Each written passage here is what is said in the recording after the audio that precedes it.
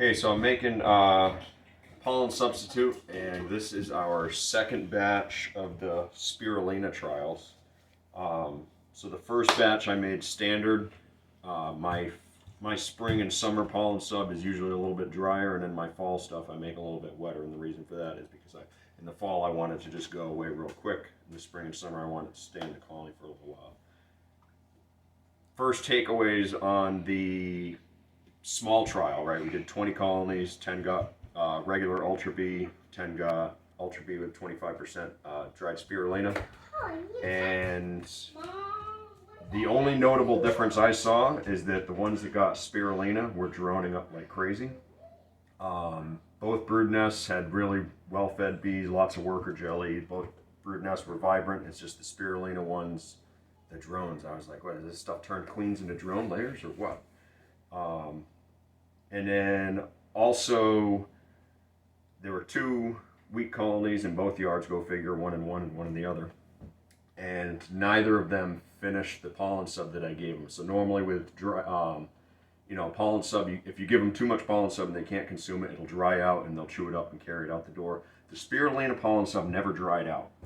If they didn't consume it really fast, when I came back in 2 weeks, 3 weeks, it was still there, and if you touched it, it was still this sticky stuff. It wasn't that, like kind of dried, powdery substance that pollen sub turns into.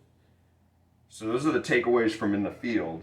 And then as far as mixing it goes, it's still pretty disgusting. It's like this giant swamp turd, and it's way stickier than regular pollen sub.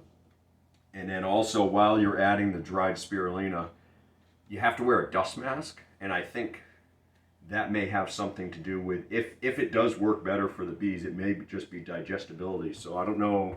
I've heard, 40 microns for pollen sub is the minimum for digestibility. The spirulina is like moon dust, right? It just floats in the air. You need to have a dust mask wearing it or mixing it.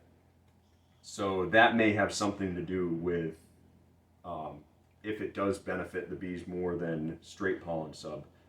It may just be digestibility. I don't know, but either way, so this is my small scale spirulina pollen patty making. It's really easy, right? I get my bucket. I got it's Ultra B 75%, spirulina 25%, and sugar water. Very simple.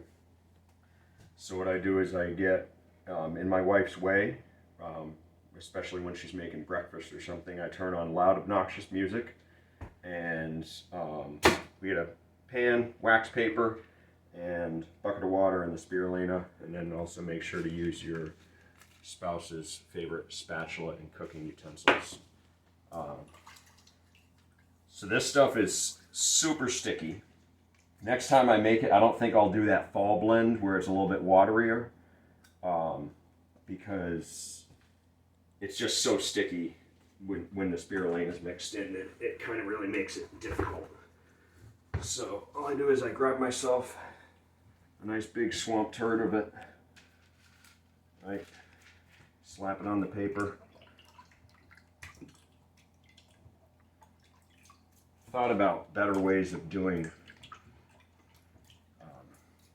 the actual pollen sub patty making right after mixing it. And the only way I thought that might be kind of clever is using it's called a pug mill. It's for pottery. And basically it's like this auger, and it pushes it out this tube, and then I was thinking you can make circular patties and just put it through the pug mill and then just cut thicknesses off. But with this spirulina stuff, it definitely wouldn't work because it's just so sticky. So mixing it and spreading it is kind of more difficult than regular pollen sub.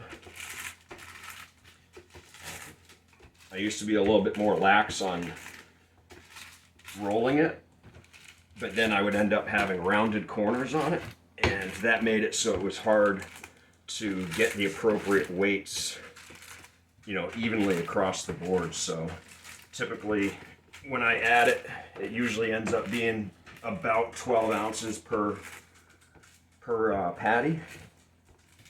But if I did those rounded corners, then I'd get, 12 ounces, 13 ounces in the middle, but then the outside patties would be,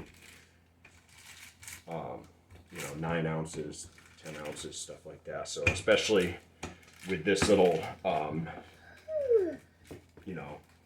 loosely defined scientific study, there's nothing scientific about it, it's just field observations.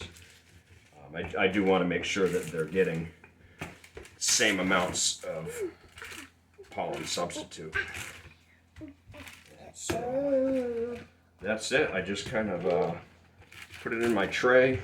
Slow. I need to speed this process up and make sure to get it all the way into the corners. And then take it and flop it on there. It'll go in the freezer. Once it's frozen, I'll just get a knife and cut it about 3 3/4 inches. Just cut some slabs out of it, and then that is how I feed it. So that's the Spirolina trials update.